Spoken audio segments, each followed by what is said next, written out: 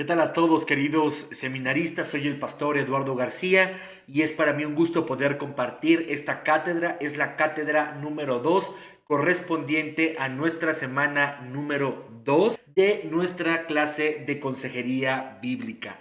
Gracias a Dios que nos permite continuar, gracias a Dios que nos permite seguir adelante y bueno, permítanme sin más continuar con los temas que estamos viendo. En la clase pasada, que fue la clase en línea, comenzamos a ver el tema de los procesos mentales en la parte del aconsejado y bueno, empezamos a hablar de la percepción, hicimos algunas aplicaciones prácticas, después nos dirigimos hacia la atención y estamos viendo justamente Primera de Pedro capítulo 1 versículos 13 al 25 y a través de este pasaje estamos descubriendo algunas cosas en las cuales debemos de estar atentos los consejeros y a las cuales debemos de guiar la atención de los aconsejados. Así que permítanme comenzar con la lectura de este pasaje bíblico. Por tanto, ceñid los lomos de vuestro entendimiento, sed sobrios y esperad por completo en la gracia que se os traerá cuando Jesucristo sea manifestado. Como hijos obedientes, no os conforméis a los deseos que antes tenías estando en vuestra ignorancia, sino como aquel que os llamó es santo, sed también vosotros santos en toda vuestra manera de vivir, porque escrito está, sed santo porque yo soy santo. Y si invocáis por Padre aquel que, sin acepción de personas, juzga según la obra de cada uno, conducíos en temor todo el tiempo de vuestra peregrinación, sabiendo que fuisteis rescatados de vuestra vana manera de vivir, la cual recibisteis de vuestros padres, no con cosas corruptibles como oro o plata, sino con la sangre preciosa de Cristo, como de un cordero sin mancha, como oro o plata, sino con la sangre preciosa de Cristo, como un cordero sin mancha, lo repetí, perdón, y sin contaminación, ya destinado desde antes de la fundación del mundo, pero manifestado en los postreros tiempos por amor de vosotros, mediante el cual creéis en Dios, quien le resucitó de los muertos y le ha dado gloria, para que vuestra fe y esperanza sea en Dios, habiendo purificado vuestras almas por la obediencia a la verdad, mediante el Espíritu para el amor fraternal no fingido. Amaos unos a otros entrañablemente, de corazón puro, siendo renacidos no de simiente corruptible, sino de incorruptible, por la palabra de Dios que vive y permanece para siempre. Porque toda carne es como hierba y toda la gloria del hombre como flor de la hierba. La hierba se seca y la flor se cae, mas la palabra del Señor permanece para siempre. Y esta es la palabra que por el Evangelio os ha sido anunciada. Amén. Con base en este pasaje, si usted no ha visto la clase en línea o no estuvo en la clase en línea, es sumamente importante que vea el video, la grabación, antes de que usted continúe con esta cátedra. Bueno, y con base en este pasaje aprendimos que debemos enfocar tanto nuestra mirada como consejeros, como la mirada de los aconsejados en la palabra de Dios. Y la segunda cosa que vamos a ver, y es donde vamos a iniciar nuestra cátedra del día de hoy, enfoquemos totalmente la mirada en su gracia. Enfoquemos totalmente la mirada en su gracia. Versículo 13 dice, esperar por completo en la gracia que se os traerá cuando Jesucristo sea manifestado. Un minuto no es nada, dice la gente. Mi pregunta es, ¿realmente un minuto no es nada? ¿Será lo mismo esperar un minuto mientras comienza la película que más has esperado que estar esperado sumergido en el agua sin poder respirar un mismo minuto? ¿Será lo mismo esperar un mismo minuto los resultados de tus estudios médicos que estar esperando ver llegar al altar al amor de tu vida? ¿De verdad un minuto no es nada? Hay minutos, segundos y pestañeos que encogen el alma y se sienten eternos. Y hay minutos, segundos y pestañeos que simplemente se los lleva el viento. Así que seguramente estás entendiendo lo que intento decir. Hay de esperar a esperar. Pedro sabe de lo que la iglesia está padeciendo. No es ajeno al sufrimiento del pueblo de Dios y como ya lo dijimos en la vez anterior, seguramente el Señor estaba preparando palabra en el corazón de Pedro para lo que iba a venir en contra de los cristianos. Su consejo es esperar por completo en la gracia de Dios. Es decir, cuando están las dificultades al rojo vivo, cuando las cosas no están del todo bien, el consejo de Pedro es esperar por completo en la gracia de Dios. Es decir, sin reservas, sin peros, sin excepción, siempre, en todo momento, en cualquier situación y con todo nuestro ser, en su gracia. Dios es bueno siempre y con todos. Recibimos y disfrutamos de su gracia todo el tiempo, incluso estando separados de Él. El Salmo 145:9 dice lo siguiente: bueno es Jehová para con todos, y sus misericordias sobre todas sus obras. ¿Quiere otra muestra? En Mateo 16:15 Jesús dijo: amad a vuestros enemigos, bendecid a los que os maldicen, haced bien a los que os aborrecen, y orad por los que os ultrajan y os persiguen, para que seáis hijos de vuestro Padre que está en los cielos, que hace salir su sol sobre malos y buenos, y que hace llover sobre justos e injustos. Otro texto, en Génesis 8:22, noten esto por favor. Jehová es bueno para con todos, dice el Salmo. Mateo 16:15, Él hace salir el sol sobre buenos y malos. Hace llover sobre justos e injustos. Y fíjense lo que dice Génesis 8:22. Mientras la tierra permanezca, no cesarán la sementera y la siega, el frío y el calor, el verano y el invierno, y el día y la noche. Así que la gracia de Dios siempre ha estado presente en nuestra vida. No comenzamos a disfrutarla cuando nos entregamos a Cristo, si acaso comenzamos a ser conscientes de ella en nuestra vida y con ello comenzamos a disfrutarla de mejor forma. Los cristianos a los que Pedro escribe no solo habían disfrutado la gracia de Dios aún estando lejos de Él, en ese momento ya habían recibido la gracia salvadora, la gracia que es para salvación. Esa de la que habla Pablo en Efesios 2:8, porque por gracia sois salvos. Y estando con Dios, los cristianos disfrutamos constantemente una lluvia de gracia que nos empapa cada día. Miren lo que dice Juan 1:16. De su abundancia todos hemos recibido una bendición inmerecida tras otra. Abramos los ojos y pongamos atención. Somos empapados todos los días por la gracia de Dios. Y si la gracia que nos es dada en esta vida no es suficiente para tener esperanza en medio de la aflicción, para poder soportar las experiencias de este mundo, el apóstol dice: esperemos en la gracia que se os traerá cuando Jesucristo sea manifestado. Si la gracia de Dios en nuestra vida es una lluvia que empapa, la promesa de la vida venidera será un tsunami de gracia. Siempre, pero mucho más cuando las cosas no están del todo bien. Debemos ver con más claridad la gracia que nos ha sido depositada y prometida a nuestras vidas. No permitir que las circunstancias, las personas, los comentarios, las dudas y las cosas que pasan en nuestra vida nos roben la atención que su gracia debe de tener. Nuestra mente, hermanos, debe estar enfocada en la esperanza que nos aguarda. Conservaos en el amor de Dios, esperando ansiosamente la misericordia de nuestro Señor Jesucristo para vida eterna, dice Judas 1:21. No solamente nuestra atención como consejeros debe estar enfocada en la gracia de Dios. Debemos de guiar, debemos de motivar a nuestros aconsejados a poner su atención en la gracia de Dios. Porque los comentarios, las circunstancias, las dudas y las cosas que están pasando en su vida pueden distraerlo de la gracia de Dios. Y nosotros debemos guiarles a poner su atención en su gracia. Mis queridos hermanos, alumnos de consejería, admiremos la salvación que Dios nos ha dado, miremos la esperanza que nos aguarda. Sin importar las circunstancias, nos sostiene una esperanza viva basada en lo que Cristo ya hizo a nuestro favor. Nuestra fortaleza en medio de las pruebas está en la seguridad que tenemos de una herencia eterna. Si de algo sirve, recuerda el momento más agradable que has vivido o intenta imaginar el momento más agradable de tu vida. ¿Cuál sería el momento más agradable de tu vida? Te pregunto, ¿quiénes estarían ahí? ¿Qué está pasando en esa situación que estás recordando o estás pensando?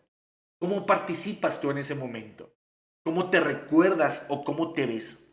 Pues quiero decirte lo más hermoso que hayas traído a tu mente no le llega ni a los talones a lo que nos espera cuando estemos frente a frente, cara a cara delante de Él. A esto apelamos como consejeros en nuestros aconsejados. Queremos que aquellos que están con nosotros pongan su atención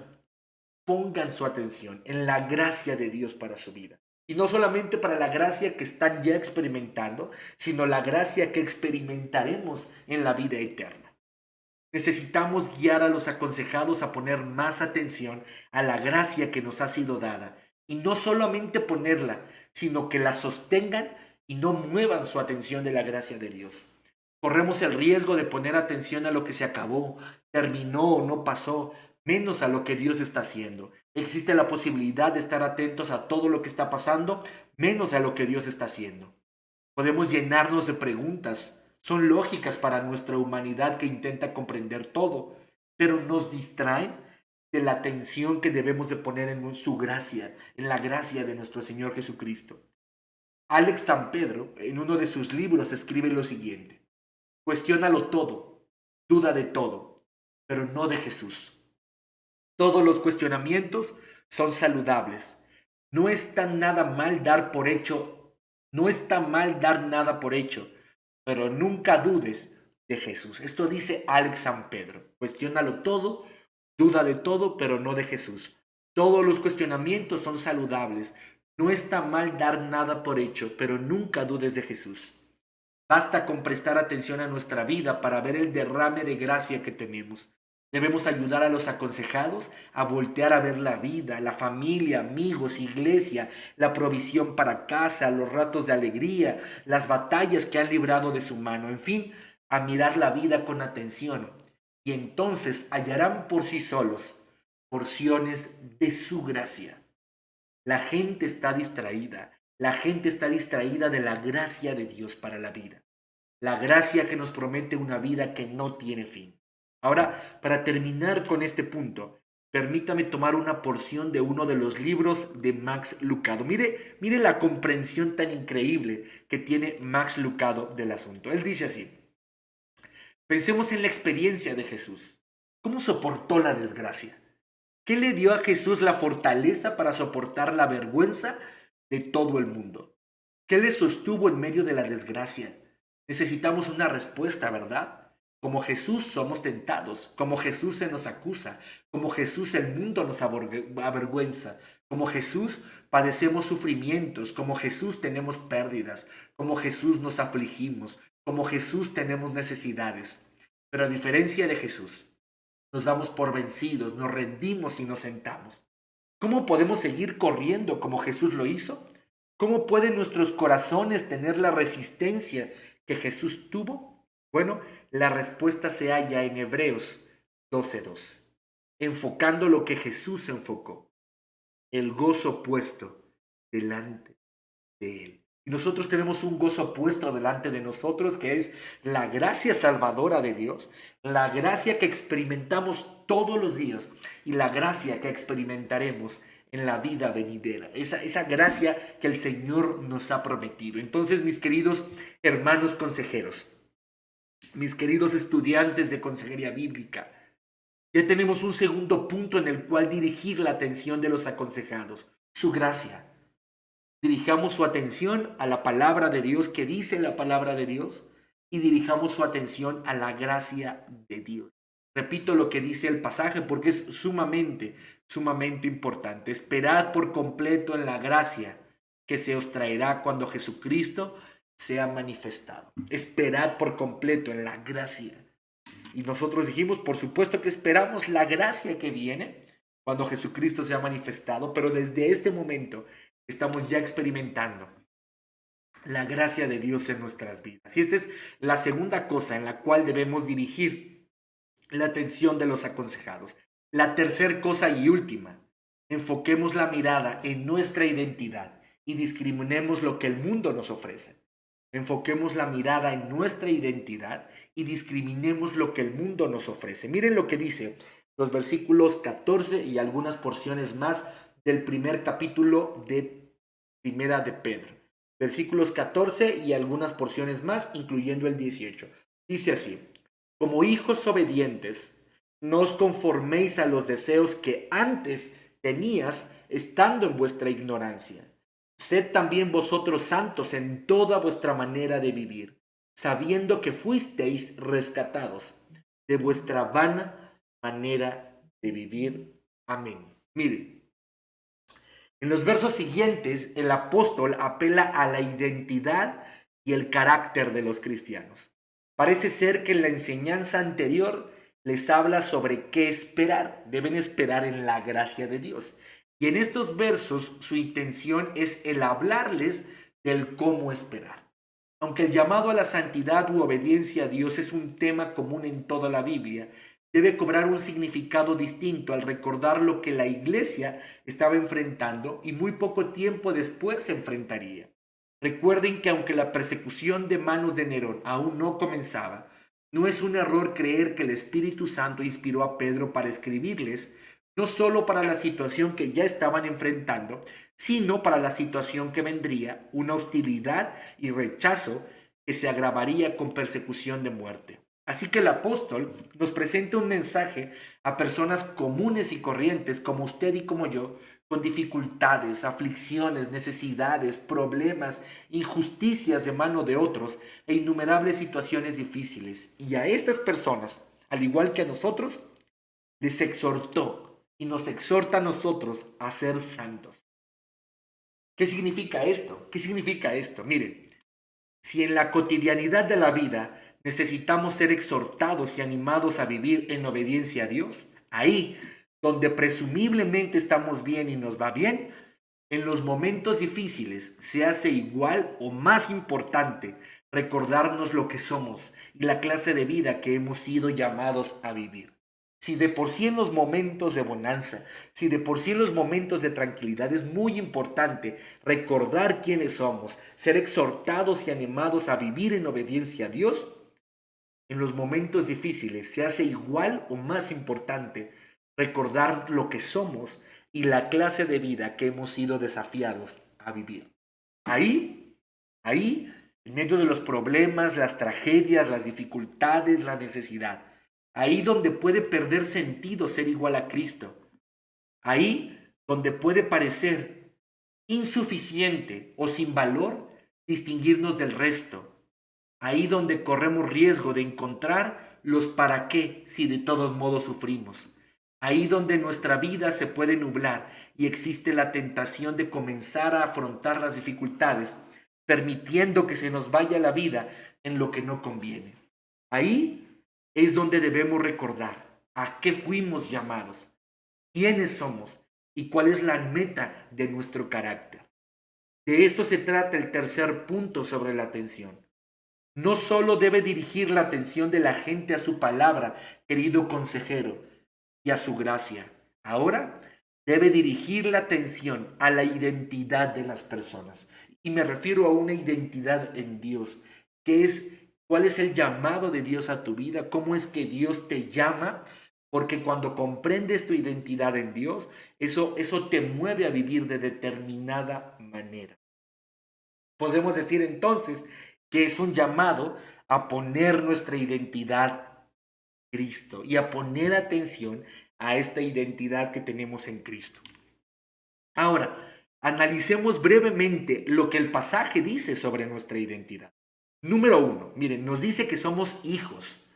Por la fe hemos sido hechos hijos de Dios. Pablo dice a los Gálatas en 3:25 al 26, en Gálatas 3:25 al 26, pero venida la fe, ya no estamos bajo ayo, pues todos sois hijos de Dios por la fe en Jesucristo.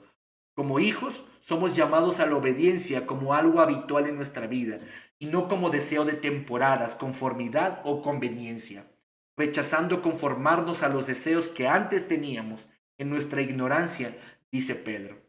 De esta ignorancia de la que habla el apóstol, podemos decir que era aquella que nos conducía a prestar atención a las cosas sin valor, invertir la vida en lo que no vale la pena y vivir lo que no suma ni satisfacción, ni plenitud, ni llenura a nuestra vida, aunque terminábamos por conformarnos con los flachazos superficiales y vacíos de benevolencia de esta vida. Ya probamos la vida en orfandad, queridos hermanos consejeros, ustedes y yo ya probamos la vida en orfandad. Ya probamos que es estar sin Dios, ya probamos que es vivir sin un Padre celestial. No nos conformemos con menos que ser hijos. Si ya probamos lo que significa no tener un Padre celestial, entonces no nos conformemos con ser menos que hijos. No regresemos a esa vida en la que Dios no pintaba como nuestro Padre. Somos hijos, y si hijos, obedecemos. Siempre, en todo momento, en cualquier situación, es bueno ser obediente a Dios. Creámoslo. Siempre, en todo momento, en cualquier situación, es bueno ser obediente a Dios. Nos toca creerlo. Dice Jeremías 7:23, escuchad mi voz y seré a vosotros por Dios, y vosotros me seréis por pueblo, y andad en todo camino que os mande, para que os vaya bien. Amén. Entonces, la primera cosa que dice su palabra respecto a nuestra identidad es que somos hijos. Bueno, debemos dirigir la atención de los aconsejados a su identidad como hijos y poder desafiarlos a esto.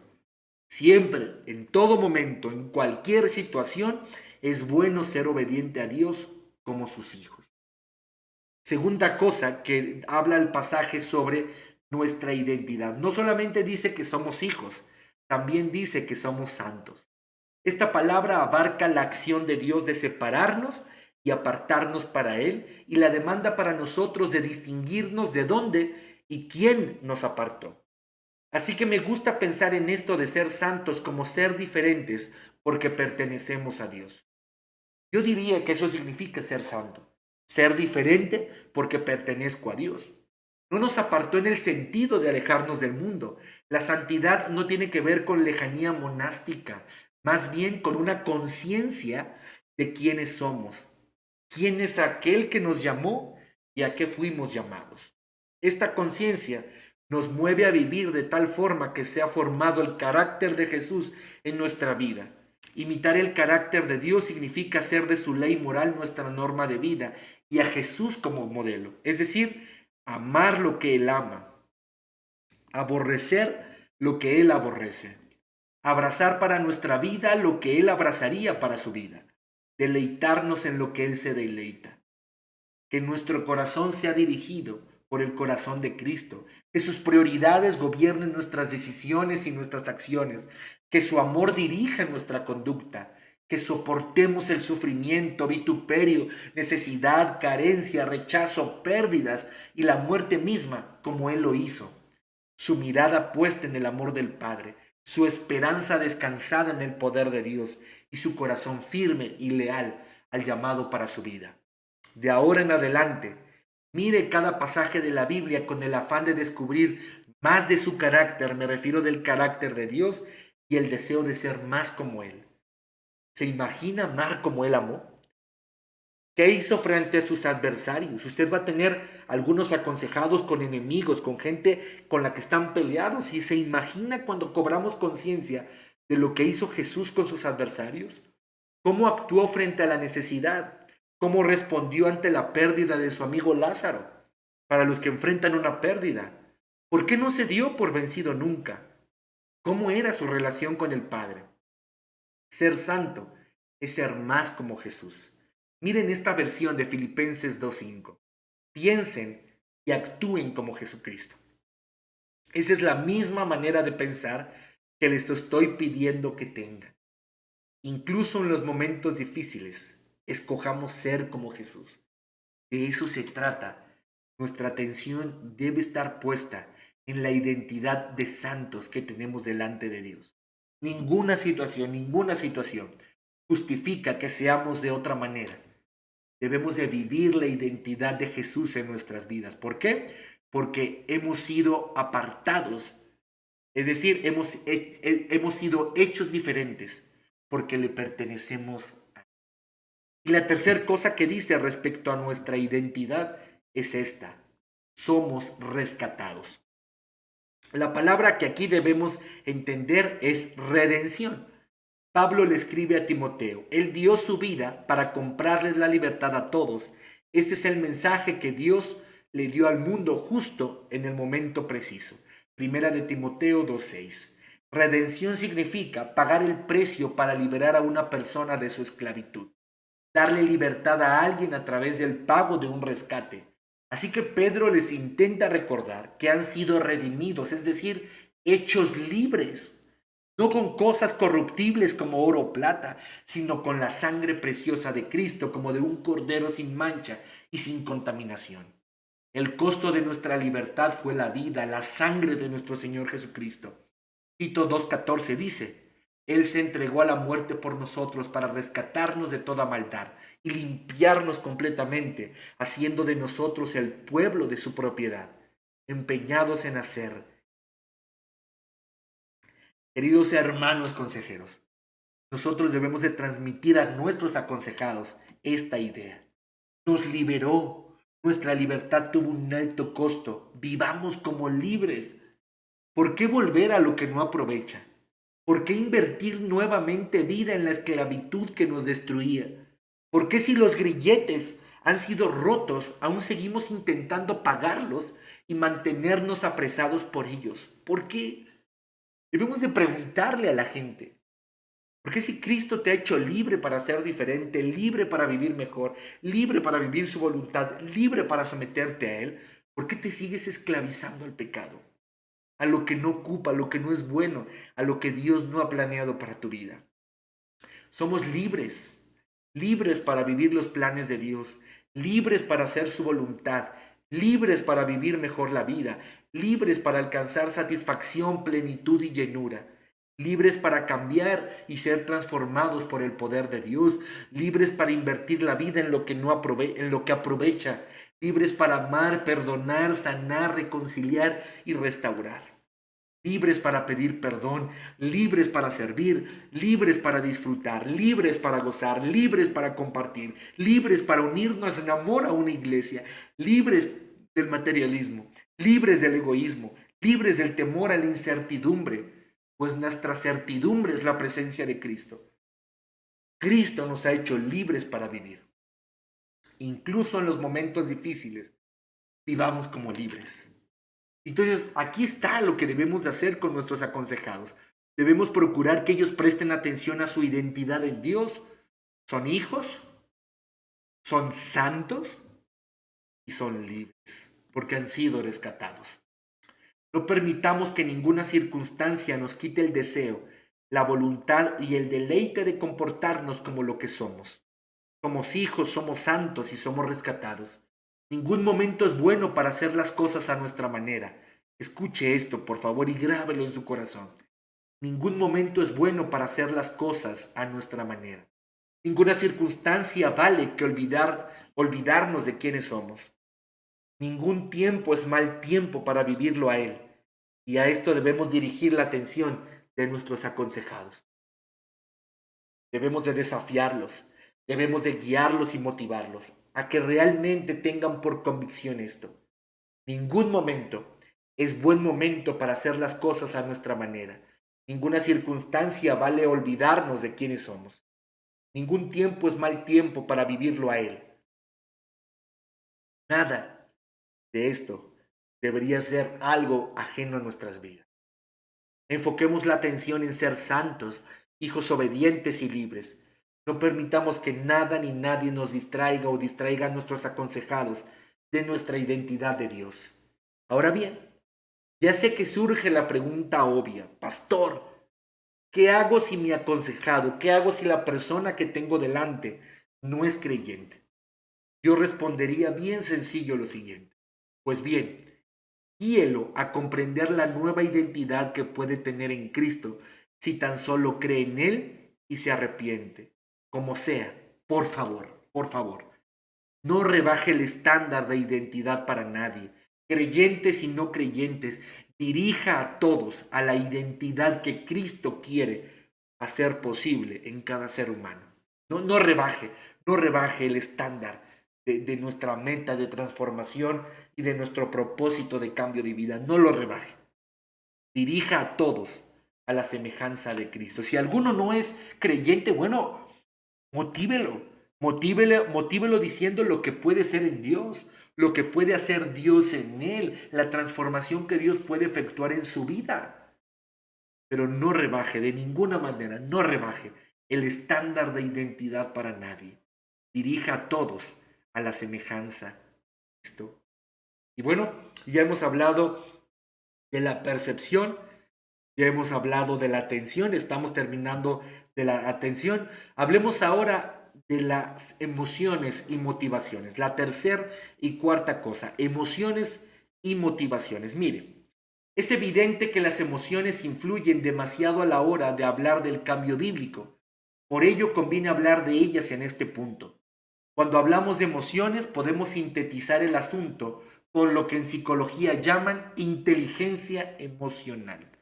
La inteligencia emocional sencillamente es un modelo explicativo de la comprensión de las emociones propias y ajenas y la capacidad de conducirnos saludablemente a partir de esta comprensión. Nosotros ya lo vimos. La inteligencia emocional es la capacidad de comprender mis propias emociones, de poder predecir las emociones de los otros, comprender el estado emocional de los otros y dirigir en virtud de esta comprensión nuestro comportamiento. En la Biblia también se nos habla de la expresión sana de nuestras emociones, aunque como veremos más adelante en los puntos siguientes, la comprensión de lo que es sano en la Biblia tiene implicaciones más profundas, altas y eternas que el concepto que pudieran abordar algunas personas que no contemplan a Dios. Les comparto dos versículos de esto, de una sana o de una correcta expresión de las emociones en la Biblia. Mire, segunda de Timoteo 1:7, porque no nos ha dado Dios espíritu de cobardía, sino espíritu de amor y de dominio propio. Además, Efesios 4:26 al 27, airaos pero no pequéis, no se ponga el sol sobre vuestro enojo, ni deis lugar al diablo. Es decir, experimenta el enojo, pero no permitas que el enojo te guíe o te lleve a cometer errores de vida. Hemos hablado ya en nuestro curso de las controversias que se levantan cuando abordamos postulados de la psicología. Sin embargo, en el caso particular de la inteligencia emocional, me parece que puede ayudarnos a comprender mejor la experiencia emocional y poder caminar hacia lo que un autor bíblico, un autor de libros llamado Peter Scazzero, llama una espiritualidad emocionalmente sana, misma que nos ayudará a hacer madurar emocionalmente a nuestros aconsejados y provocar que su transformación no sea obstaculizada por sus emociones. Así que permítame compartir con ustedes algunos principios de lo que sería una espiritualidad emocionalmente sana, de tal forma que el proceso de consejería bíblica se enriquezca.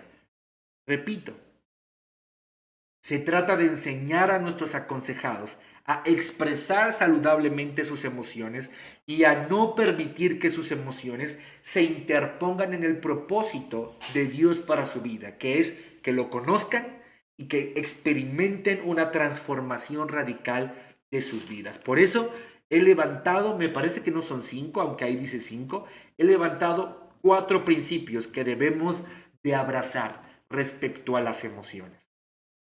Es decir, una expresión saludable de las emociones. La primera, miremos las emociones y filtrémoslas en Dios. Miremos las emociones y filtrémoslas en Dios. Miren, la inteligencia emocional propone como componente esencial que los seres humanos necesitamos el conocimiento de nuestra experiencia emocional, la capacidad de seguir momento a momento nuestros sentimientos y emociones. Definitivamente es bueno y necesario aprender a ser conscientes de nuestras emociones y sentimientos. Claro que sí. Lo he dicho antes, las emociones son como detectores de humo. No son lo importante, no son el fuego que amenaza con quemar el lugar, pero definitivamente te hace inconsciente de lo que es importante. Así que identificar lo que estoy sintiendo, comprenderlo y poder expresarlo saludablemente es muy importante. Según lo que dice la inteligencia emocional, es muy importante. Sin embargo, a la luz de la evidencia bíblica, yo les propongo que vayamos más allá. No solamente identifiquemos lo que estamos sintiendo, no solamente comprendamos y expresemos saludablemente lo que estamos sintiendo. Aprendamos a filtrarlo en Dios. Un ejemplo, hablemos de Agar. Ustedes ya saben que Agar era una sirviente egipcia de Abraham y Sarai. Insatisfecha con el tiempo que el Señor estaba tomando para cumplir su promesa de un hijo, Sarai sugirió que Abraham durmiera con Agar. Pero cuando Agar concibió, Abraham se lavó las manos del asunto. Sarai descargó sus frustraciones con su sirvienta y Agar no tuvo más y se escapó. Se hartó de Sarai y finalmente se escapó, solo para volver a Sarai por consejo del Señor. Consideremos la difícil situación de Agar. Era muy complicada la situación de Agar. Alguien podrá haber dicho que se trataba de un arranque emocional, pero comprendamos lo que Agar estaba experimentando. Ella era una sirvienta extranjera, en una tierra extraña y en una cultura que valoraba poco a las mujeres. Ahora, embarazada y sola, Agar no podía ser más vulnerable e insignificante. Se debió sentir sumamente terrible y abandonada. Tiempo más tarde, después del nacimiento de Isaac, es decir, del hijo de Sara, Agar e Ismael fueron expulsados al desierto por parte de Sarai. Cuando se acabaron sus escasos suministros, Agar gimió en su miseria, convencida de que el niño moriría. Leamos la porción que nos interesa de esta parte. Miren, Génesis 21, versículos del 15 hasta el 20. Génesis 21 del 15 hasta el 20. Dice así: y le faltó el agua del odre y echó al muchacho debajo de un arbusto. Y se fue y se sentó enfrente, a distancia de un tiro de arco, porque decía: no veré cuando el muchacho muera. Y cuando ella se sentó enfrente, el muchacho alzó su voz y lloró. Y oyó Dios la voz del muchacho, y el ángel de Dios llamó a Agar desde el cielo y le dijo: ¿qué tienes, Agar? No temas, porque Dios ha oído la voz del muchacho en donde está. Levántate, alza al muchacho y sosténlo con tu mano, porque yo haré de él una gran nación. Por cierto, esto ya se lo había dicho anteriormente Dios a Agar. Entonces Dios le abrió los ojos y vio una fuente de agua y fue lleno el odre y dio de beber al muchacho. Y Dios estaba con el muchacho y creció y habitó en el desierto y fue tirador de arco. Miren, queridos hermanos, si se trata la inteligencia emocional de comprender e identificar lo que sientes, yo diría, Agar sabía cómo se sentía y ese sentimiento de desesperanza la movió a darse por vencida. ¿Cuál fue su error entonces?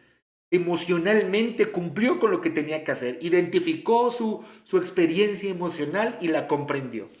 ¿Cuál fue su error? Poner toda su atención a su experiencia emocional y nada más que eso. Incluso su mirada se cegó. Estaba tan distraída por su situación emocional que su mirada se cegó. Cometemos un error cuando solo miramos nuestras emociones.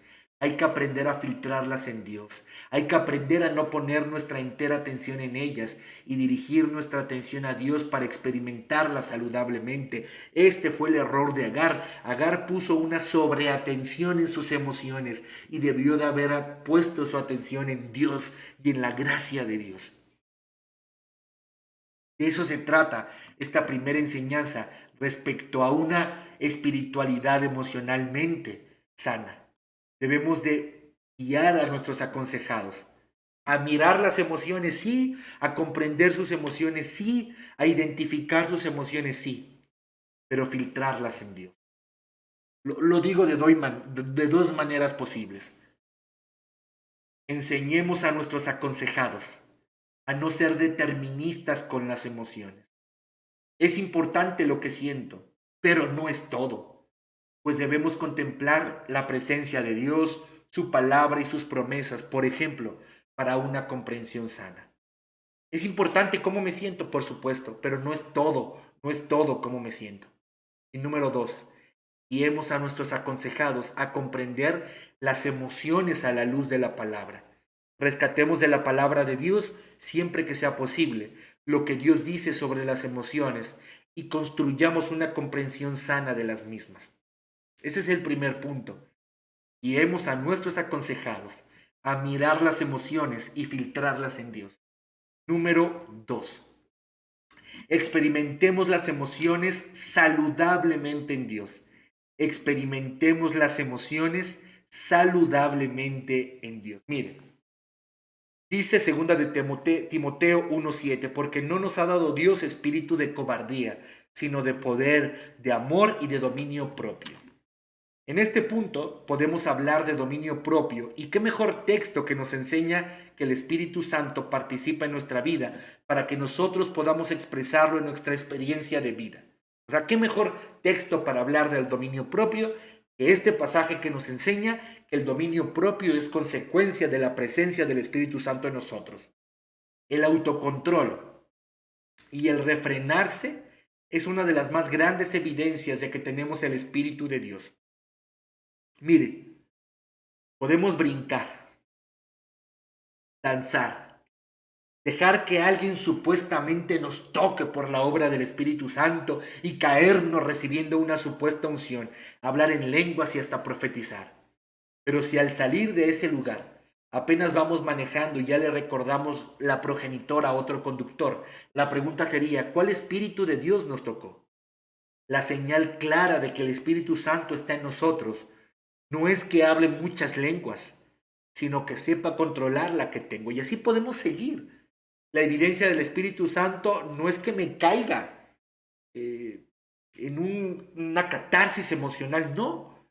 La evidencia del Espíritu Santo en nuestras vidas es que me caiga en sometimiento a Dios, en obediencia a Dios. La palabra griega para dominio propio es enkrateía, que significa literalmente la capacidad de tener las riendas de uno mismo. Así que el dominio propio es la virtud de poder refrenarme ante lo que no conviene, no es bueno, no bendice, no suma, no me hace bien, ni añade al propósito de Dios a mi vida. Yo diría que se trata de no irte y perder el control tras lo que no es bueno, agradable y perfecto para tu vida. ¿Es necesario identificar mis emociones y filtrarlas en Dios? Por supuesto que sí. Pero es igual de importante el hecho de experimentarlas a la manera de Dios también. No, no puedo permitir que mis aconsejados den riendas sueltas a sus emociones y no se controlen. Debo de guiarlos a un control de uno mismo, guiados evidentemente por la capacidad que tienen, por la presencia del Espíritu Santo en ellos. Es decir, lo que siento nunca justifica dejar de vivir como Dios desea que viva mi vida, y así de sencillo. Esto es lo que mis aconsejados deberían de entender. Lo que siento nunca justifica dejar de vivir como Dios desea que viva mi vida, así de sencillo. Yo me puedo sentir de la manera que yo quiera, pero ese sentimiento no me debe de justificar para vivir de una manera contraria a la voluntad de Dios. Y es que a veces la gente llega a consejería y dice, bueno, es que estoy muy molesto. Y obedece a Dios. Es que estoy muy triste y no tengo ganas de obedecer a Dios. Y obedece a Dios. O hay gente que está tan feliz que se le olvida obedecer a Dios. Transfiramos a nuestros aconsejados lo bueno, perfecto y agradable que es vivir la voluntad de Dios sin importar cómo me sienta. Qué grande verdad. Transfiramos a nuestros aconsejados lo bueno, perfecto y agradable que es vivir la voluntad de Dios sin importar cómo me sienta. Enseñemos a nuestros aconsejados a hacer un alto para expresar lo que sienten y experimentarlo a la manera de Dios. Número 3. Penúltimo principio que vamos a estudiar el día de hoy. Vivamos las emociones, pero movamos la vida por más que eso. Vivamos las emociones, pero movamos la vida por más que eso. Miren, sentir es una posibilidad extraordinaria que tenemos los seres humanos. Seguramente usted tiene recuerdos de eventos que le dieron mucha alegría e incluso mucha tristeza, pero qué bendición poder experimentar esa tristeza en Dios. Seguramente usted recuerda con nervios algunas cosas, recuerda algún enojo que ha sido de bendición para su vida, no lo sé. Aquí el punto es que la posibilidad de sentir que tenemos los seres humanos es una posibilidad extraordinaria. Sin embargo, debemos aprender a mover la vida más que solo por lo que sentimos, como por el deseo de cumplir la voluntad de Dios en nuestra vida, por ejemplo. Lo estoy diciendo bien. Es bueno experimentar las emociones. Experimenta las emociones que quieras, querido hermano consejero, y dile a tu aconsejado que experimente las emociones que quiera. Pero no movamos la vida por lo que sentimos. Movamos la vida por la voluntad de Dios. Sencillo. Vivamos no respondiendo a lo que sentimos, sino con el deseo de alcanzar la voluntad de Dios en nuestra vida. Repito, vivamos no respondiendo a lo que sentimos, sino con el deseo de alcanzar la voluntad de Dios en nuestra vida. Ejemplo, la historia de Job nos muestra los miedos y la tristeza del ser humano en su real dimensión. Este hombre de la antigüedad era un verdadero magnate en su tiempo. 7,000 ovejas, 3,000 camellos, 500 yuntas de bueyes, 500 asnas y muchísima servidumbre. Era un hombre riquísimo, riquísimo. Este hombre no está filosofando acerca del dolor y el miedo, lo está viviendo a un nivel verdaderamente fuerte. Su vida está deshecha, su salud está perdida, su familia no está más. Todo aquello que tenía valor está simplemente destruido sin remedio. Era de tal profundidad su drama que cuando sus amigos llegan a consolarle, se quedan 7 días en silencio, atónitos ante tamaño de devastación. Fíjense lo que dice Job 2:13. Entonces se sentaron en el suelo con él por 7 días y 7 noches, sin que nadie le dijera una palabra, porque veían que su dolor era muy grande. ¿Cómo se habrá sentido Job en ese momento? Para que durante 7 días hubiera gente cercana a él que no quisiera ni siquiera decirle absolutamente una palabra. El dolor y los miedos de Job no lo desintegraron hasta el punto de perder su integridad y su confianza en el Señor. Sabía que lo material nunca es lo esencial en la vida del hombre. Job 1:21 dice, salí desnudo del vientre de mi madre y volveré desnudo allá. El Señor dio, el Señor quitó, bendito sea el nombre del Señor. Job poco a poco comprendió más que había un plan detrás de todo y una voluntad que él debía seguir persiguiendo correctamente. De eso se trata este principio, de no dejar que las emociones nos muevan, sino movernos con la conciencia de su voluntad y las ganas de alcanzar integralmente esa voluntad en la vida. Repito, no dejemos que las emociones nos muevan, sino la conciencia de su voluntad y las ganas de alcanzar integralmente la vida. Digámoselo a nuestros aconsejados. Hagámosles entender que la voluntad de Dios es buena, agradable y perfecta. Hagámosles entender que los caminos de Dios son más grandes que nuestros caminos y sus pensamientos más altos que nuestros pensamientos y que Él tiene caminos de paz y de bondad para nosotros. Compartámoslo con ellos. Y digámosles, mira, tú te puedes mover por tus emociones. Puedes dejar que tus emociones estallen, pero eso te va a traer una desolación. Sin embargo, si tú te sometes a la voluntad de Dios a pesar de cómo te sientes, vas a traer una bendición enorme a tu vida. Lo podemos decir de dos maneras diferentes. Enseñemos a los otros el valor y la trascendencia de la voluntad de Dios. Enseñemos a los otros el valor y la trascendencia de la voluntad de Dios. Y número 2, comuniquemos y seamos ejemplo de lo bueno, agradable y perfecto que es vivir la voluntad de Dios. Y lo desastroso que puede ser el hecho de dirigirnos solo por lo que sentimos. Finalmente, último principio, lo estoy logrando, hermanos. Fíjense que hace unos días me pusieron unas cosas en la boca, unos alambres para completar mi tratamiento odontológico y tengo un dolor tremendo en los dientes, en las encías, en los cachetes que me raspan con los alambres. Por eso seguramente usted me está viendo con cara de sufrimiento, pero vamos ya avanzando. Y vamos con el cuarto y último principio que vamos a ver el día de hoy para tener una fe emocionalmente sana. Una fe emocionalmente sana que nos permita avanzar en la transformación de vida y por supuesto que no estorbe en el proceso de transformación. Usemos las emociones como instrumento de buenas relaciones. Usemos las emociones como instrumento de buenas relaciones. Mire, Pablo enseñó a los Filipos, estando persuadido de esto, que el que comenzó en vosotros la buena obra, la perfeccionará hasta el día de Jesucristo. Como me es justo sentir esto de vosotros, por cuantos tengo en el corazón y en mis prisiones, y en la defensa y confirmación del Evangelio. Todos vosotros son partícipes conmigo de la gracia, porque Dios me es testigo de cómo os amo a todos vosotros con el entrañable amor de Jesucristo. Miren, como me es justo sentir esto de vosotros, por cuanto tengo en el corazón, me es testigo de cuánto os amo a todos vosotros con el entrañable amor de Jesucristo. El apóstol Pablo, podemos decir, que reclama su derecho de sentir algo por los hermanos de Filipos. Él dice, es natural que sienta esto por ustedes, quiero sentir esto por ustedes. Podemos decir que la decisión es importante en cuanto a la clase de emociones que albergamos en el pecho.